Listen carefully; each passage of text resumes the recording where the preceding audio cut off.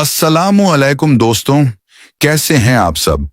उम्मीद करता हूं कि आप सब खैरियत से होंगे और अजीबो-गरीब वाकयात से महफूज होंगे। खौफनाक सच्ची कहानियां जिन्हें सुनकर आपके रोंगटे खड़े हो जाएंगे, तो तैयार हो जाइए क्योंकि रात लंबी है और सच कभी छुपता नहीं। रिक्शा ड्राइवर की आखिरी सवारी। कराची की वो ठंडी रात थी। हवा में अजीब सी नमी और सन्नाटा था। सड़कों पर बस कभी कभी किसी गाड़ी की रोशनी झलक जाती थी। वहीं एक कोने में एक पुराना हरा रिक्शा खड़ा था। उसके ड्राइवर राशिद ने अभी अभी सिगरेट सुलगाई थी। थका हुआ था। दिन भर की मेहनत के बाद सोच रहा था कि अब घर चला जाए, मगर किस्मत कुछ और ही लिख चुकी थी। अचानक सामने से एक औरत आती दिखी। सफेद दुपट्टे में लिपटी, चेहरा साफ नहीं दिख रहा था। उसने हाथ उठाकर इशारा किया, भाई मुझे डिफेंस तक छोड़ दोगे? राशिद ने बिना ज्यादा सोचे इंजन चालू किया और रिक्शा बढ़ा दिया। रास्ते भर अजीब सी खामोशी रही। न औरत ने कुछ कहा, न राशिद ने। बस हवा की सीटी और इंजन की घर घर। मगर राशिद को बार बार लग रहा था कि पीछे से कोई उसे देख रहा है। उसने शीशे में झांका। औरत सिर झुकाए बैठी थी। बस उसकी चूड़ियों की हल्की खनक सुनाई दी। करीब आधा घंटा चला होगा कि रास्ता वीरान होने लगा। स्ट्रीट लाइट्स बुझ चुकी थीं। डिफेंस की सड़क के मोड़ पर पहुंचते ही राशिद बोला, बीबी यहीं तक जाना था ना? कोई जवाब नहीं मिला। वो पलटकर देखने लगा। सीट खाली थी। दिल की धड़कन रुक सी गई। उसने ब्रेक मारा, इंजन बंद कर दिया। अरे कहां गई वो? उसके मुंह से खुद ब खुद निकला। अचानक रिक्शे के रियर व्यू शीशे में हल्की हरकत हुई। राशिद ने झांक कर देखा। वही औरत सफेद कपड़ों में ठीक उसके पीछे बैठी थी। चेहरा अब साफ दिख रहा था, आधा जला हुआ, आंखें लाल, होंठ सिले हुए जैसे कुछ कहना चाह रही हो। राशिद चीखा। रिक्शा का दरवाजा खोलकर भागा, मगर जैसे पैर जमीन से चिपक गए हों। औरत धीरे धीरे झुककर उसके कान के पास आई और फुसफुसाई, मुझे घर पहुंचा दो जहां मैं मरी थी। राशिद का दिमाग सुन्न पड़ गया। अगली सुबह लोगों ने रिक्शा उसी जगह खड़ा पाया।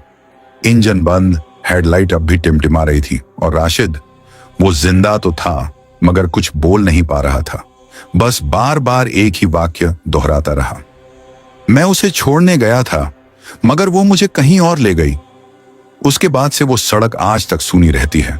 लोग कहते हैं हर शुक्रवार की रात वहां से गुजरते वक्त किसी को एक औरत सफेद कपड़ों में हाथ हिलाते हुए दिखाई देती है, और जो रुक जाए वो कभी घर नहीं लौटता। तो दोस्तों, ये थी रिक्शा ड्राइवर की आखिरी सवारी। एक ऐसी सवारी जो शायद उसकी जिंदगी की आखिरी मंजिल बन गई। कभी कभी हमें लगता है कि हम रास्तों पर चलते हैं, लेकिन सच्चाई ये है कुछ रास्ते हमारे पीछे चलते हैं। और अब चलिए बढ़ते हैं एक और सच्चे और डरावने वाकये की तरफ। इस बार कहानी है एक बस ड्राइवर की, जिसका सफर कभी खत्म नहीं हुआ। बस ड्राइवर का खाली सफर। रात के करीब 12 बज रहे थे। हैदराबाद से कराची जाने वाली पुरानी बस अल सबर ट्रैवलर्स अपने आखिरी रूट पर थी।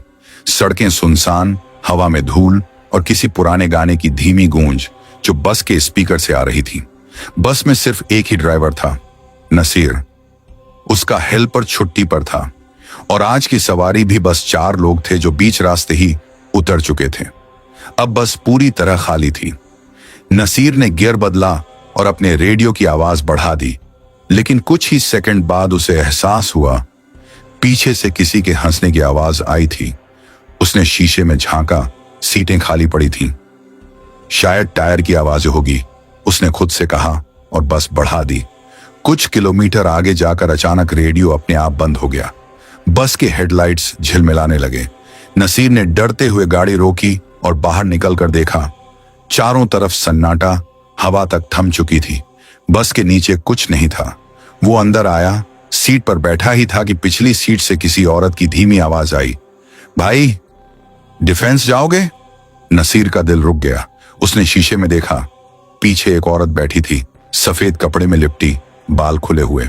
वो बोला, बीबी बस अब यहीं तक जाती है। औरत ने सिर झुका लिया। बस की हवा अचानक ठंडी पड़ने लगी। जैसे जैसे बस चलती गई माहौल और भारी होता गया। सड़क पर धुंध छा गई। औरत की परछाई शीशे में कभी दिखती, कभी गायब हो जाती। एक मोड़ पर पहुंचकर बस अपने आप रुक गई। इंजन बंद, लाइटें बुझ गईं। नसीर ने चाबी घुमाई, पर बस ने जवाब नहीं दिया। तभी औरत की आवाज आई, यहीं उतार दो, यही मेरा घर है। नसीर ने खिड़की से झांका। सामने बस पुराना कब्रिस्तान था। उसने कांपते हाथों से दरवाजा खोला, मगर बाहर कोई नहीं था। पीछे मुड़कर देखा, पूरी बस खाली थी। डर से उसका पसीना छूट गया। उसने बस चालू करने की कोशिश की, पर इंजन जाम हो चुका था। उसी वक्त पीछे की सीट से एक बच्ची की हंसी गूंजी। वो पलट कर देखने गया। वहां एक छोटी सी गुड़िया पड़ी थी, जिसकी आंखें टेढ़ी होकर सीधा नसीर की तरफ देख रही थीं। सुबह जब लोग सड़क से गुजरे तो बस वहीं खड़ी थी। इंजन ठंडा, दरवाजा खुला। ड्राइवर की लाश सीट पर मिली, चेहरा सख्त, आंखें खुली हुई, और बस के रेडियो से वही आवाज आ रही थी, भाई डिफेंस जाओगे? कहा जाता है जो भी उस रास्ते से आधी रात को गुजरता है, कभी कभी उसे एक खाली बस मिलती है जिसमें एक औरत बैठी होती है, और अगर कोई उसके लिए रुक जाए तो अगली सुबह सड़क पर बस मिलती है, मगर ड्राइवर नहीं। बस ड्राइवर का वो सफर जो शुरू तो हुआ मगर कभी मंजिल तक नहीं पहुंचा। कहा जाता है कुछ यात्राएं शरीर के साथ नहीं, रूहों के साथ पूरी होती हैं। और अब अगली कहानी एक ऐसे ट्रैवलर की जो अकेले सफर पर निकला था, मगर रास्ते में उसे ऐसी सवारी मिली जो इंसान की नहीं थी। ट्रैवलर का खौफनाक रास्ता। रात के करीब 1 बजे थे। बारिश थम चुकी थी, मगर सड़कों पर पानी अब भी जमा था। अरमान नाम का एक नौजवान लाहौर से कराची जा रहा था, अपनी पुरानी कोरोला में, अकेला। सड़क सुनसान थी, आसपास बस झाड़ियां और कभी कभार कोई टूटा हुआ साइन बोर्ड दिख जाता था। उसने रेडियो चालू किया, लेकिन कुछ अजीब सा शोर आने लगा, जैसे कोई धीरे धीरे कुछ फुसफुसा रहा हो। वो बोला, क्या बकवास है, और रेडियो बंद कर दिया। जैसे ही उसने हाथ नीचे किया, उसे लगा कोई पीछे की सीट पर बैठ गया है। दिल की धड़कन बढ़ गई। उसने शीशे में देखा, कुछ नहीं था, बस धुंध और गाड़ी की लाइट का हल्का उजाला। कुछ देर बाद सड़क पर एक औरत दिखाई दी। वो गीले कपड़ों में थी, बाल चेहरे पर चिपके हुए। उसने हाथ हिलाया, भाई मुझे लिफ्ट दे दो, आगे गांव तक छोड़ दो। अरमान को उस पर तरस आ गया। उसने दरवाजा खोल दिया। औरत पीछे की सीट पर बैठ गई, मगर पूरे रास्ते उसने कुछ नहीं कहा। बस एक अजीब सी ठंड फैलती चली गई। गाड़ी के शीशे धुंधले हो गए और एक सड़ी हुई मिट्टी की गंध आने लगी। अरमान ने शीशे से झांक कर पूछा, बीबी कहां तक जाना है? औरत बोली, जहां मेरी मौत हुई थी। अरमान का चेहरा सफेद पड़ गया। उसने ब्रेक मारा, गाड़ी सड़क किनारे रोक दी। पलट कर देखा, पीछे कोई नहीं था, बस सीट गीली थी, जैसे कोई अभी अभी वहां बैठा हो। उसे डर लगा, मगर हिम्मत करके गाड़ी आगे बढ़ा दी। थोड़ी दूर आगे सड़क के बीचों बीच वही औरत खड़ी थी। इस बार उसका चेहरा दिख रहा था, आंखें खाली गड्ढों जैसी, होंठ नीले और गर्दन एक तरफ झुकी हुई जैसे टूटी हो। अरमान ने चीखते हुए गाड़ी मोड़ी, मगर टायर फिसल गए। गाड़ी पेड़ से जा टकराई। जब उसे होश आया तो वो किसी पुराने घर में पड़ा था। चारों तरफ मोमबत्तियां जल रही थीं और बीच में वही औरत बैठी थी। वो बोली, तुमने मुझे रास्ते में छोड़ दिया था, अब मेरे साथ चलो। अरमान ने भागने की कोशिश की, मगर दरवाजे सब बंद थे। औरत उठी, उसके बाल जमीन पर घिसट रहे थे। चेहरा उसके करीब आता गया। अचानक एक झटका लगा और सब काला पड़ गया। सुबह पुलिस ने उस जगह से एक टूटी हुई कार बरामद की। अंदर अरमान की लाश थी, आंखें खुली हुई और चेहरा किसी गहरी चीख में जमे हुए जैसा। गाड़ी की पिछली सीट गीली थी और शीशे पर कीचड़ से लिखा था, मुझे घर पहुंचा दो। उसके बाद से उस रास्ते को लोग मौत वाला मोड़ कहते हैं।